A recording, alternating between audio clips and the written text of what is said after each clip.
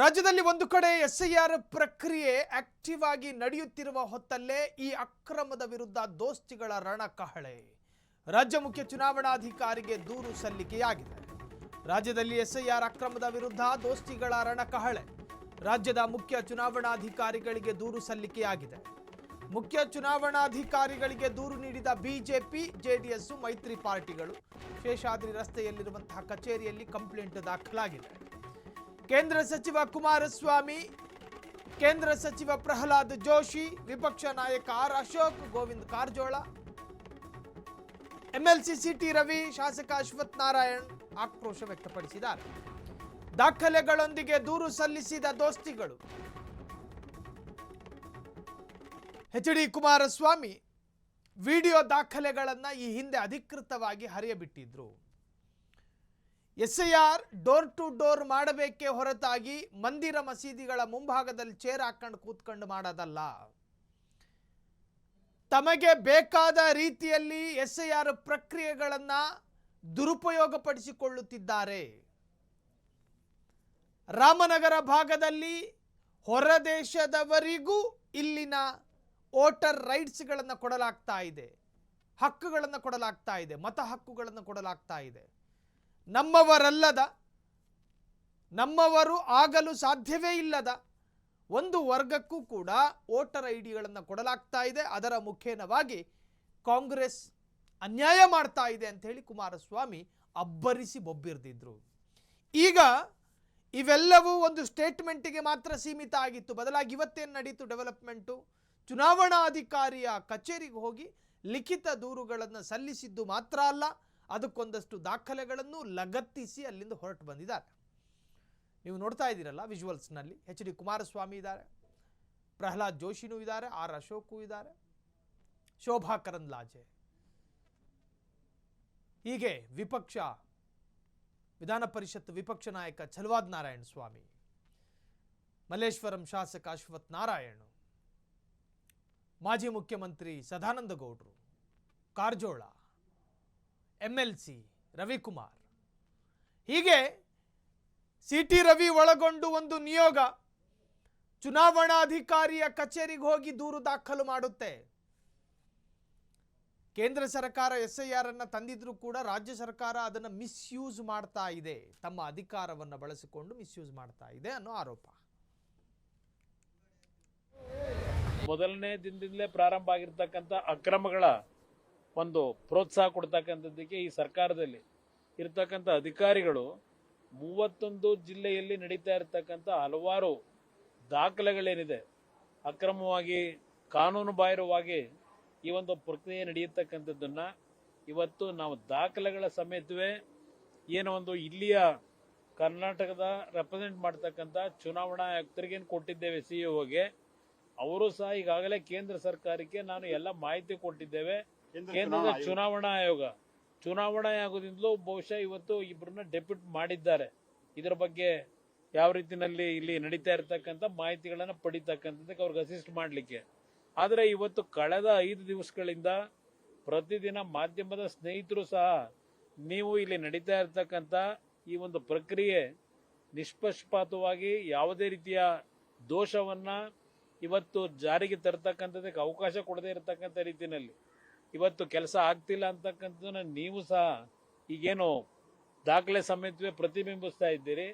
ಇವತ್ತು ಈ 5 ದಿನಗಳ ಕಾಲ ನಡೆದಿರ್ತಕ್ಕಂಥ ಹಲವಾರು ಅಕ್ರಮಗಳ ಮಾಹಿತಿಗಳನ್ನ, ದಾಖಲೆಗಳನ್ನ, ಪೆನ್ ಡ್ರೈವ್ ಅನ್ನ ಇವತ್ತು ಎರಡೂ ಪಕ್ಷದಲ್ಲಿ ನಾವೇನು ಕಲೆಕ್ಟ್ ಮಾಡಿದ್ದೇವೆ, ಕೊಟ್ಟಿದ್ದೇವೆ.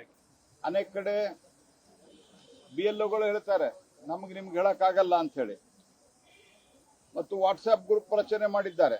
ಇಂಥಲ್ಲಿ ಬಂದು ನೀವು ನಿಮ್ಮ ಎನ್ಯುಮರೇಷನ್ ಫಾರ್ಮ್ ಏನಿದೆ, ಆ ಎನ್ಯುಮರೇಷನ್ ಫಾರ್ಮು ನೀವು ಫಿಲಪ್ ಮಾಡಿ ಕೊಡಬಹುದು ಅನ್ನುವಂಥದ್ದು ಮಾಡಿದ್ದಾರೆ. ಇದೆಲ್ಲವೂ ಮಾಡಿದ ನಂತರ ಇಲ್ಲಿವರೆಗೆ ಈ ಮೊದಲು ನಮ್ಮ ರಾಜ್ಯದ ಅಧ್ಯಕ್ಷರಾದಂತಹ ವಿಜೇಂದ್ರ ಅವರು, ಛಲವಾದಿ ನಾರಾಯಣ ಸ್ವಾಮಿ ಅವರು, ಜನತಾದಳದ ಮುಖಂಡರಾದಂತಹ ನಿಖಿಲ್ ಕುಮಾರಸ್ವಾಮಿ ಅವರು ಬೇರೆ ಬೇರೆ ಸಂದರ್ಭದಲ್ಲಿ ಬಂದು ಈ ದೂರುಗಳನ್ನು ಕೊಟ್ಟಿದ್ದಾರೆ. ಆದರೆ ಕೆಳಮಟ್ಟದಲ್ಲಿ ಯಾವುದೇ ಆಕ್ಷನ್ ಆಗಿಲ್ಲ, ಅದರಿಂದ ಸುಧಾರಣೆ ಆಗಿಲ್ಲ. ಹಾಗಾಗಿ ಇವತ್ತು ನಾವು ಉನ್ನತ ಮಟ್ಟದ ಡೆಲಿಗೇಷನ್ನು 3 ಜನ ಕೇಂದ್ರ ಸಚಿವರು, 2 ವಿರೋಧ ಪಕ್ಷದ ನಾಯಕರು ಮತ್ತು ಹಿರಿಯರಾದಂತಹ ಕಾರಜೋಳ ಅವರು, ಈ ರೀತಿ ಹಲವು ಪ್ರಮುಖರು ನಾವು ಇವತ್ತು ಬಂದು ಚುನಾವಣಾ ಆಯೋಗಕ್ಕೆ ತೀವ್ರವಾದಂತಹ ಆಗ್ರಹವನ್ನ ಮಾಡಿದ್ದೇವೆ. ಮೊದಲನೇದಾಗಿ ಈ ರೀತಿ ಯಾರು ಮಾಡ್ತಾ ಇದ್ದಾರೆ ಅವರನ್ನ, ಸುಮಾರು ಉದಾಹರಣೆಗಳಿದಾವೆ, ಆದ್ರೆ ಗ್ರೇವ್ ವೈಲೆನ್ಸ್ ಆದಂತ ಮತ್ತು ಉದ್ದಟತನದ ಉತ್ತರವನ್ನ ಕೊಟ್ಟಿರುವಂತ, ವಾಟ್ಸ್ಆಪ್ ಗ್ರೂಪ್ ರಚನೆ ಮಾಡಿದಂತ ಮತ್ತು ಅನೇಕ ಕಡೆ ಸ್ಥಳೀಯ ಶಾಸಕರ ಭಾವಚಿತ್ರವನ್ನ BLAಗಳು ಹಾಕಿ ಪ್ರಚಾರ ಮಾಡ್ತಾ ಇದ್ದಾರೆ.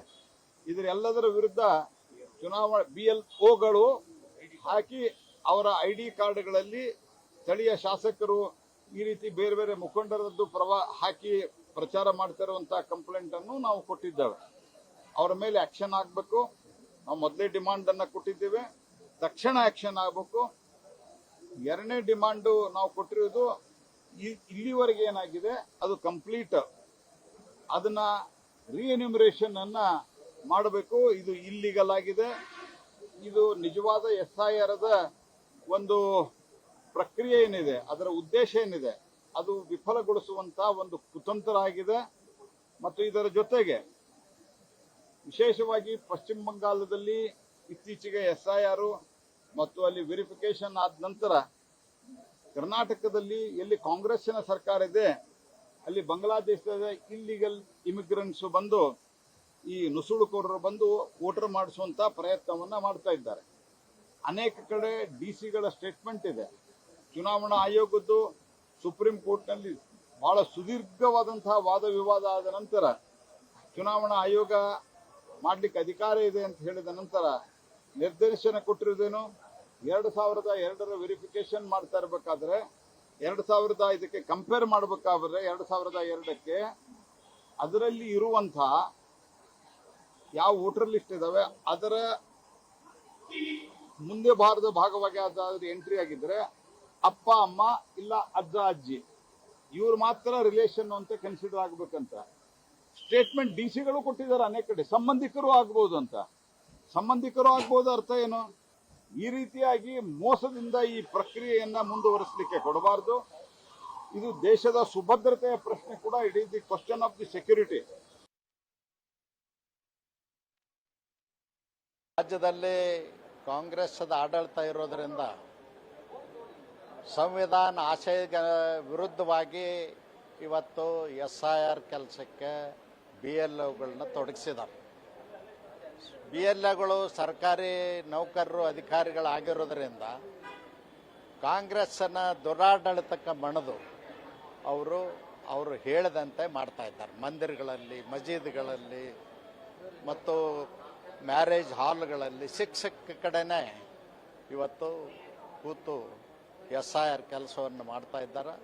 ಇದಕ್ಕೆ ಕಾರಣ ಇಷ್ಟೇ, ಭಯ ಇರ್ತಕ್ಕಂಥದ್ದು ಈ ದೇಶದಲ್ಲಿ ಹಿಂದುಳಿದವ್ರಿಗಾಗಲಿ, ಅಲ್ಪಸಂಖ್ಯಾತರಿಗಾಗಲಿ, SC/STಗಾಗಲಿ ಇಲ್ಲ. ಇರ್ತಕ್ಕಂಥದ್ದು ರಾಹುಲ್ ಗಾಂಧಿ ಅವರು ಒಬ್ಬರಿಗೆ ಭಯ ಇದೆ. ಅವರು ಬೇರೆ ಬೇರೆ ದೇಶಗಳಲ್ಲಿ ಅವರು ಪೌರತ್ವ ಹೊಂದಿರೋದ್ರಿಂದ ಅವ್ರ ಗುಟ್ಟು ರಟ್ಟಾಗ್ತದೆ. ನಾಳೆ ಅವರು ಆಯ್ಕೆ ಆಗಿರ್ತಕ್ಕಂಥ ಲೋಕಸಭೆ ಸೀಟ್ಗೂ ಕೂಡ ಕುತ್ತು ಬರ್ತದನ್ನು ಭಯದಿಂದ ಈ ರೀತಿ ದುರಾಡಳಿತವನ್ನು ಮಾಡ್ತಾ ಇದ್ದಾರೆ. ಎಲೆಕ್ಷನ್ ಕಮಿಷನ್ ದೂರು ಕೊಟ್ಟು ಅವರು ಖಂಡಿತವಾಗಿಯೂ ಕ್ರಮ ತಗೊಳ್ತೇನೆ ಅಂತ ಹೇಳಿದ್ದಾರೆ. ಇಷ್ಟು ಸಂಸದರಾದಂತಹ ಗೋವಿಂದ ಕಾರಜೋಳ ಮತ್ತು ಕ್ಯಾಮರಾ ಪರ್ಸನ್ ರಾಜು ಜೊತೆ K. Smarti Naik, freedom TV, Bengaluru. So ಕುಮಾರಸ್ವಾಮಿಯಿಂದ ಹಿಡಿದು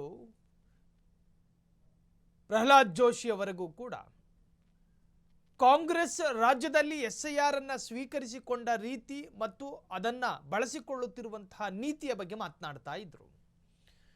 ಮಸೀದಿ ಮಂದಿರದ ಒಳಗೆ ಕೂತ್ಕೊಂಡು ಮತದಾನ ಪಟ್ಟಿಯನ್ನು ಪರಿಷ್ಕರಣೆ ಮಾಡ್ತಾರೆ ಅನ್ನೋದಾದ್ರೆ ರಾಹುಲ್ ಗಾಂಧಿಗೆ ತನ್ನ ಪೌರತ್ವದ ಬಗ್ಗೆ ಭಯ ಹುಟ್ಟಿದೆ ಅಂತ ಹೇಳ್ತಾರೆ ಕಾರಜೋಳ.